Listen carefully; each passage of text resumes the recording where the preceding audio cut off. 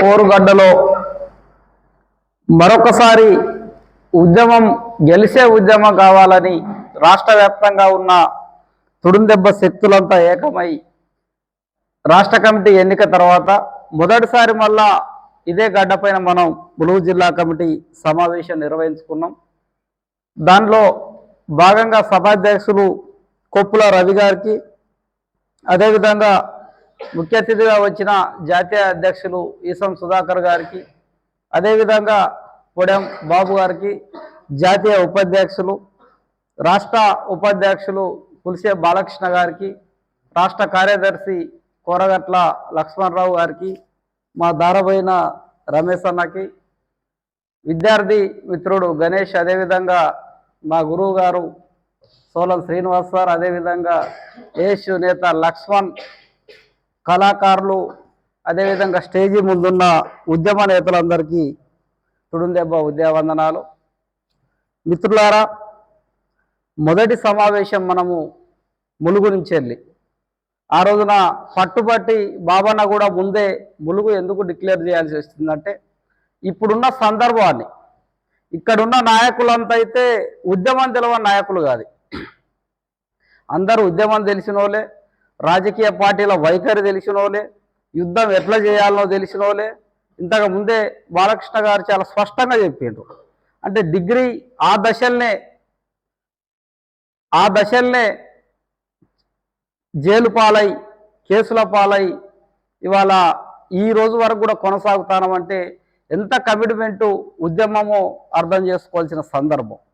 అయితే ఇక్కడ సమస్య ఎక్కడ వస్తుందంటే ప్రతిసారి ఉద్యమానికి చెప్పిండు కదా మిత్రుడని, స్వయం బాబురావుకి ఇక అన్నంలో ప్లేట్ కలిపి ముద్ద పెట్టుడే తక్కువ, మిగతా అన్ని చేసిండు కాదు.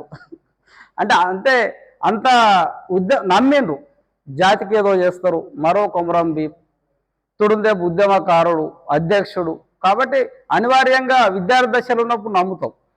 అంటే చిన్నతనంలో వచ్చిండు తుడుందెబ్బ, మేమంతా ఏషిల్లో ఉన్నాం అప్పటికి కూడా. తర్వాత ఆ ఉద్యమం ఫెయిల్ అయిపోవడు, మళ్ళీ తప్ప ఆ ఉద్యమం వచ్చుడు, ఇదంతా ఈ 10 సంవత్సరాలలో జరిగిన అన్నింటిని కూడా మేము రివ్యూ చేసుకున్నాం. సుధాకర్ చెప్పినట్టు వాస్తవంగా ఏదో అప్పటికప్పుడు ఆవేశంతో వచ్చే ఉద్యమం కాదు అది. ఎప్పుడో 2009, 10 పాదయాత్రలని మొదలుపెట్టి జైళ్ళ పాలై, 2011లో బలరాం నాయక్ మీద దాడులు చేసి జైళ్ళ పాలై, అలా రాజకీయ ఆర్థిక అంగ బలాన్ని ఢికోని అనుభవించి మళ్ళీ అంతిమంగా మళ్ళా బాబాన్న ఇట్లా డిఎన్ రావును పట్టుకొని మళ్ళా సపరేట్ తుడుందెబ్బ ఏర్పాటు చేసి ఆ ఉద్యమం ఏర్పాటు తర్వాత మళ్ళా అన్ని రాష్ట్రాలను తిరుక్కుంటా ఏసీలోనే తుడుందెబ్బని మీదేసుకొని 2016లో స్వయం బాబురావును పెట్టిన తర్వాత మేము అనుకున్న ప్రకారం కేవలం ఒక 5-6 నెలలనే ఉద్యమాన్ని బలోపేతంగా తీసుకొచ్చి సెప్టెంబర్ 6న సంఖ్యమాత బొమ్మ కాలితే సెప్టెంబర్ 12న ఉద్యమం వస్తుంది ఎక్కడ అసిఫాబాద్లో. అది ఇప్పుడు ఎమ్మెల్యే వెడమ బొజ్జు నాయకత్వంలో మనం లీడ్ చేసిన ఉద్యమం అది. సెప్టెంబర్ నెల కన్నా ఒక 2 నెలల ముందు స్వయం బాబురావు ఏమంటాడంటే, ఇక నేను దీనికి ఉండలేను, తుడుందెబ్బకి నా వల్ల కాదని పోతే నువ్వు ఉత్తగా ఉండి అట్లా బొమ్మలాగా మేము మొత్తం చూసుకుంటాము. ఇదే సుధాకర్తో ఆయనకు ప్రధాన కార్యదర్శి అయినప్పుడు స్వయం బాబురావుకి. అంటే అటువంటి సందర్భాలలో కూడా తుడుందెబ్బని ఎత్తుకొని నిలబెట్టిన టీం అంతా ఇక్కడనే ఉన్నది వాస్తవంగా. ఇక్కడి నుంచి మొదలైన ఉద్యమం 2017లో ఉవ్వెత్తున వచ్చిన ఉద్యమం రిజల్ట్ను తీసుకోలేకపోయింది వాస్తవంగా కూడా. తర్వాత పరిణామాలు, కరోనా వచ్చుడు, కరోనా తర్వాత కూడా రాజకీయాలు, అనేక రకాల సంఘర్షణలతోని కొట్టు మిట్టాడుకుంటా కింద మీద పడుకుంటా మళ్ళెక్కడ ట్రాక్ ఎక్కిద్దాం ఉద్యమాన్ని ఇళ్ళనే రాజకీయాలు, కుట్రలు, సీల్సుడు, లీడర్ని పట్టుకుంటూ ముక్కలు చేసుడు, ఈ లీడర్ని ఒక ఎమ్మెల్యే, ఈ లీడర్ని ఒక ఎంపీ పట్టుకొని పోతాడు, ఇంకో లీడర్ని మినిస్టర్ పడకపోతాడు, వాడు పైసలు ఆశ చూపెడతాడు, వాడు బాలకృష్ణ వెనకపోతే వస్తుంది, సుధాకర్ వెనకపోతే వస్తుంది, ఆడ కనీసం బువ కూడా పెట్టాడు, షాయి కూడా పోయాడు. ఎన్నో రకాల సంఘర్షణలు మళ్ళీ 10 సంవత్సరాల మిక్సి పట్టిన తర్వాత మళ్ళొక్కసారి ఉద్యమం మన కళ్ళ ముంగట్నే ఉన్నది. సరే, సర్పంచ్ ఎన్నికలు జాతర పేరు మీద ఆగి ఉన్నది, కానీ ఆ ఉద్యమ ఛాయలు అయితే ఇంకా బతికే ఉన్నాయి కదా. అగో ఆ ఉద్యమ ఛాయల్ని ఇంకా స్ట్రెంగ్తన్గా చేసి మాకున్న అనుభవాలతోని, మాకున్న ఆ విల్ పవర్తోని, మాకున్న ఈ చైతన్యంతో ఇంకా ఏ విధంగా మనము ఈ ఉద్యమాన్ని విస్తరింపజేయాలనుకున్నప్పుడు వచ్చిన ఆలోచనే తుడుందెబ్బ వర్గాల కలయిక. మొత్తం మీద కలయిక అయింది. ఇప్పుడు మనం ముంగటుండ ప్రశ్నలు సూటిగా లంబాడీల తొలగింపు డిమాండ్ పట్ల ఏ విధమైన ఉద్యమం రావాల్సిన అవసరం అనేదే మన జిల్లా కమిటీకి కానీ ఇక్కడ ఉన్న రాష్ట్ర కమిటీకి కానీ ప్రధానంగా మన ముందున్న ప్రశ్నగా మారాలి. ఇవాళ మనకు స్పష్టమైపోయింది, సుప్రీంకోర్టులో కేసు వేయొద్దంటే మన ఎంప్లాయీస్ ఇన్లే, ఇవాళ పడకపోయి సుప్రీంకోర్టులో కేసు వేసిండు. అది ఇవాళ దిగుతుందా, రేపు దిగుతుందా, అసలు దిగుతుందా దిగదా అనేది కూడా ఒక ప్రశ్నార్థకంగా ఉన్నది. రెండోది, మరి సుప్రీంకోర్టులో కేసు ఉన్నది, మందకృష్ణ మాదిగలాగా అది మనకి ఫేవర్గా వస్తుందా అంటే రాజకీయ పార్టీలు మన వైపు ఉన్నాయా అంటే ఉన్నాయా? ఇవాళ కాంగ్రెస్ లేదు, బీజేపీ లేదు, బీఆర్ఎస్ లేదు.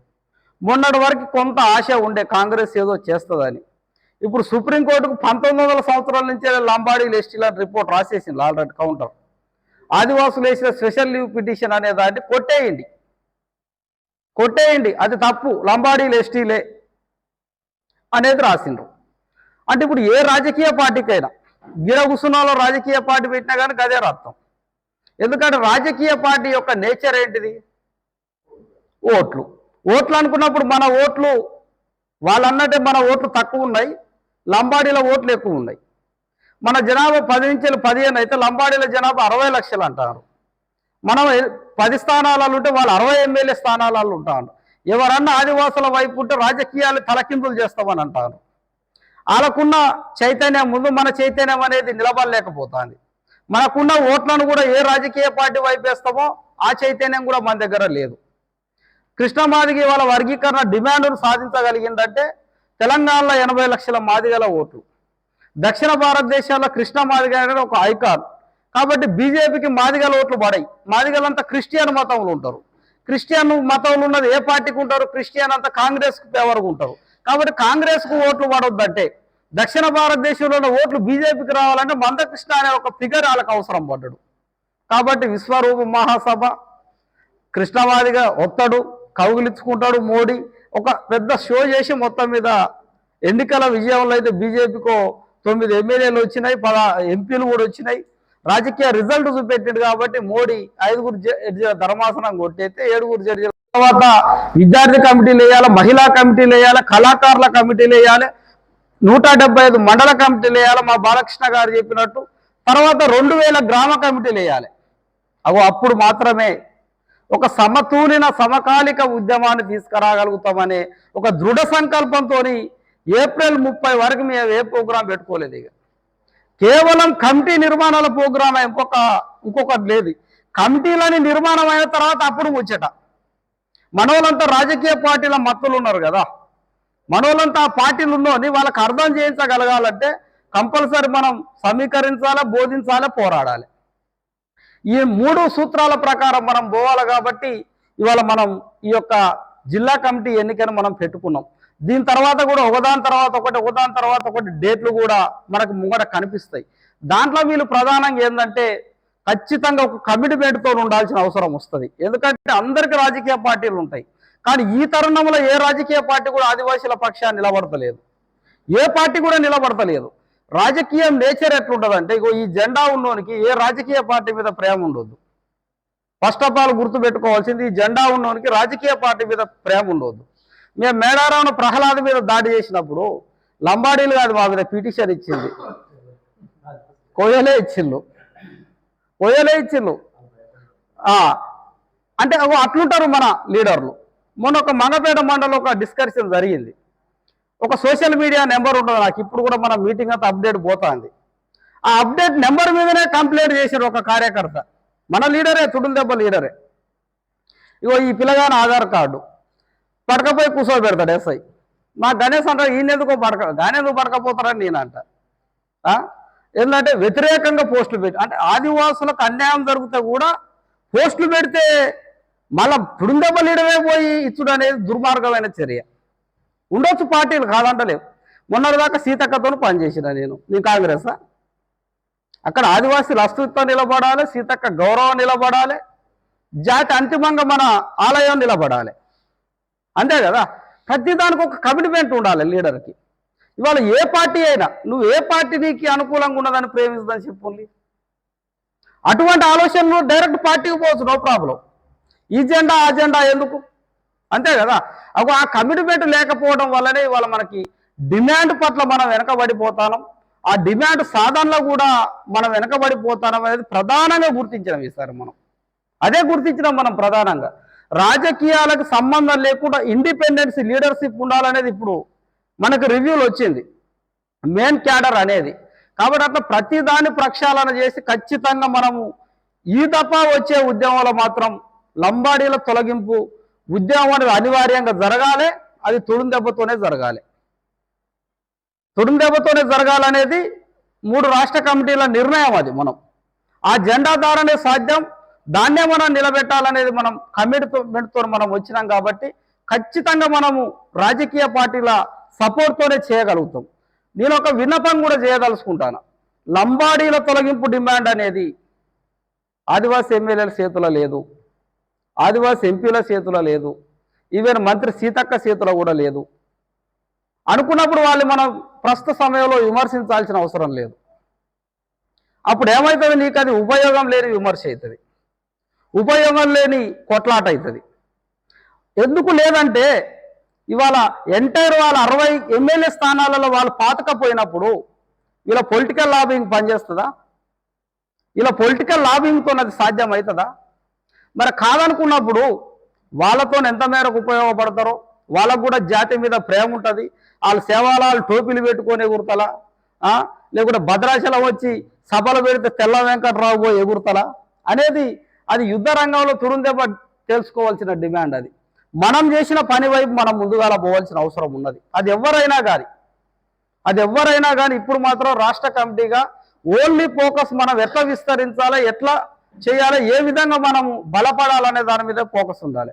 మొన్న భద్రాచలంలో వాళ్ళు సేవాలాల్ని పెట్టి కార్యక్రమం చేసేటప్పుడు తెల్లం వెంకట్రావే కదా సుప్రీంకోర్టులో కేసు వేసింది. మళ్ళీ తెల్లం వెంకట్రావు పోయే సేవాలాలు జయంతిలో పాల్గొన్నాడు కదా. అప్పుడే చెప్పాడు సుధాకర్, ఒక తెల్లం వెంకట్రావు మీదనే ఆధారపడి ఉద్యమ నిర్మాణం జరగొద్దన్నాడు. అందుకే భద్రాచలంలో నేను ఇచ్చిన పిలిపేంది, భద్రాచలం సభ కన్నా ముందు తెల్లం వెంకట్రావుకు స్వయం బాబురావుకు పాలాభిషేకాలు చేస్తారు. ఉద్యమ లీడర్లు పాలాభిషేకాలు చేస్తారా? చాలా తెలివిగా భద్రాచలం సభలో ఇన్వాల్వ్ అయినాం, తిరిగినాం. ఆ చైతన్యాన్ని ఎటువైపు మలిచినామంటే పోరాటం వైపు మలిచినాం. భద్రాచలం సభ జరిగే నాటికి స్వయం బాబురావు 0 చేసినాం, తెల్ల వెంకట్రావు 0 చేసినావా లేదా? అదే ఈ జెండాకున్న లక్షణం.